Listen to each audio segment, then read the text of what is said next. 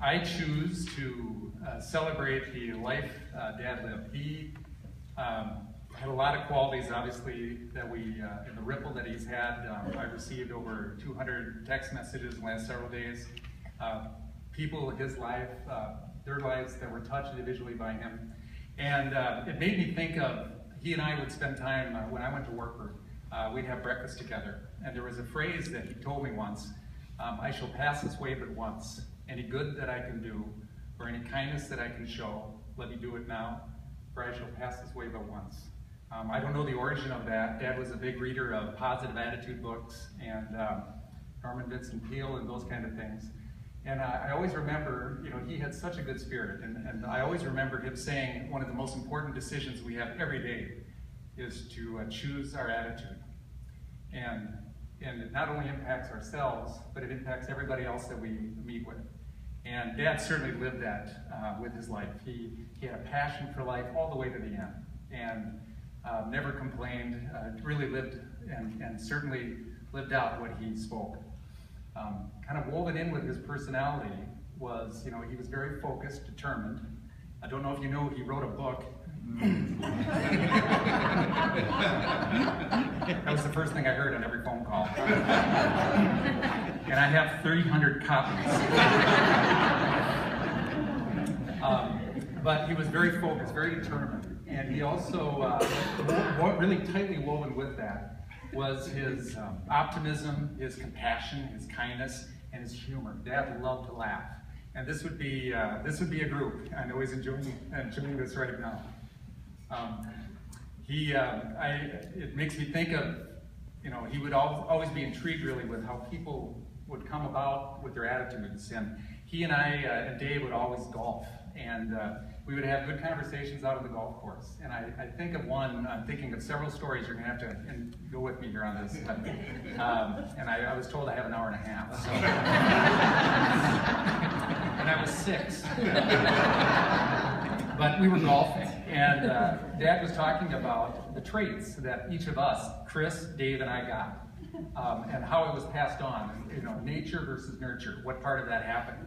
And he was very competitive. We always played at Dahlgren and Chaska, and number 16 was the hole that we determined who the man and who the boy was. And Dad had a beautiful way of kind of getting into my head.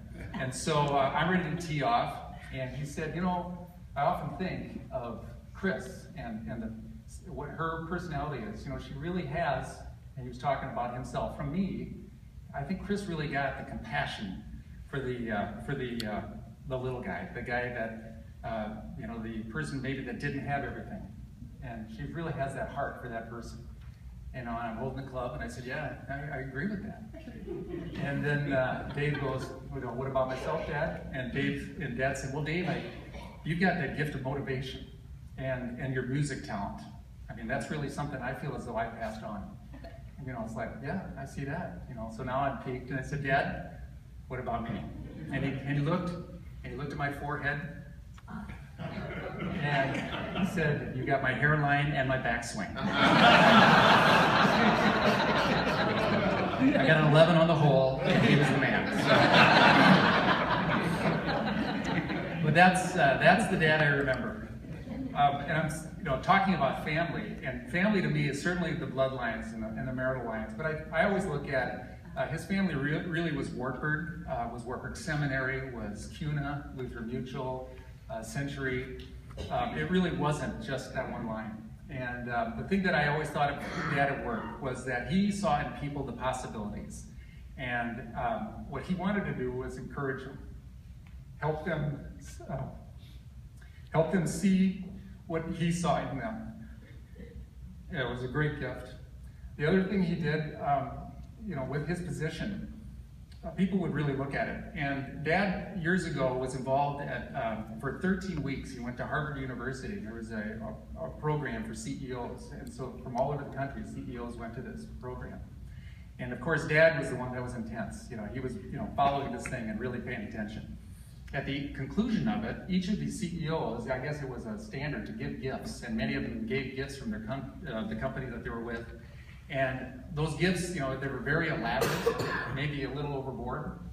and they were giving gifts to each other from whatever company they're from.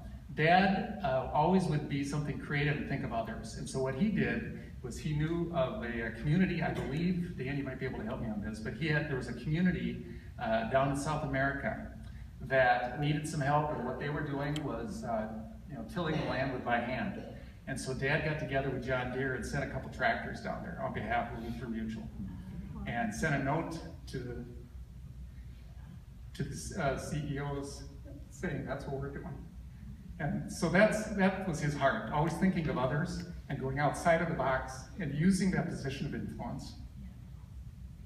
Also, on the lighter side too, he loved employees of Lutheran Mutual, Century, CUNA.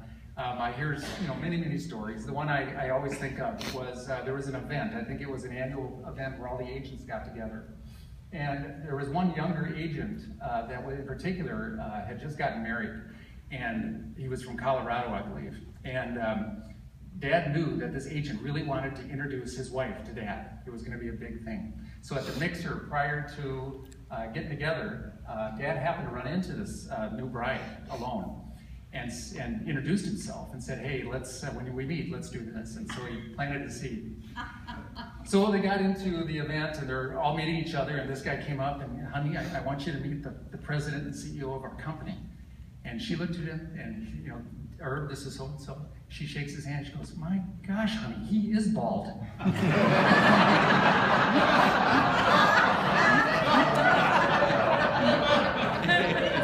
Oh, and Dad just loved that stuff. And for that poor agent, rest his soul. On the relative side, you marry a woman from a big family, you're going to get a lot of relatives. And Dad inherited a lot of nieces and nephews and cousins and whatnot, and just embraced it. And I always remember the relationships he had with all those people. The one, I remember different times life events would happen and people would need some counsel, and they certainly felt free to come to Dad on that. Also the jokes, those would happen. And my favorite one was with the Kell family, who you've already heard that Lily and the Dad are watching right now. The Kells lived on Portland Avenue, and that was becoming a busier and busier street in Minneapolis. And we were over there on a Sunday afternoon, and we had pulled in, and we're done with our visiting, and as we're heading back, we're going to back out. Well, traffic was very heavy, and we could not get out. And we sat there, and it just went on forever. And Doug and Dewey eventually were like, okay, we're going to intercede with this thing. And we sat there 10, 12 minutes, which is a long time. Doug and Dewey go out in Portland Avenue, stop traffic. We back out, we thank. Dad goes around the block, pulls into the driveway, and thanks him.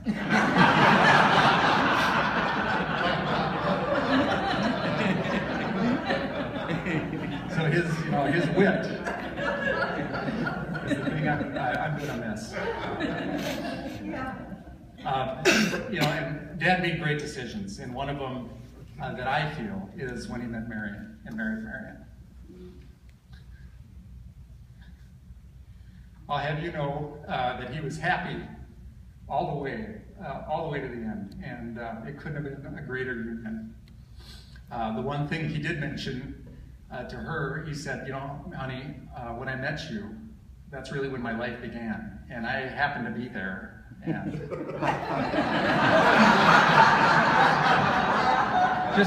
I just said, Dad, what am I, a potted plant?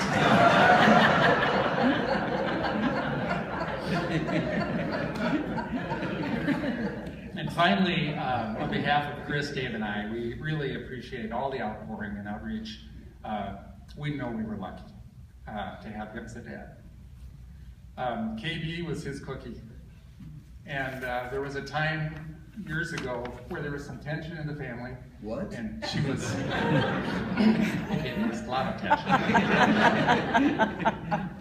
That'll cost you $120 with my counsel. But KB was living out in Seattle, or out in the West, and there was a time where there wasn't really a lot of communication, and Dave and I were younger, and we didn't know this. But every time Dad had business out West, he made a special trip up to see her.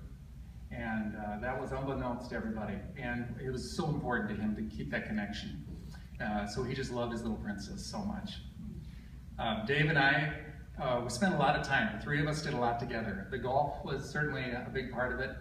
I think of a year ago, we were with Dad, and Dad could say stuff, he'd be quiet and say something really wise. And so Dave and I were in his room about a year ago, and leaning over the bed and just talking about, what's beyond, Dad, what's next? And he was listening, couldn't talk a whole lot, but all of a sudden you could tell he was gearing up to say something.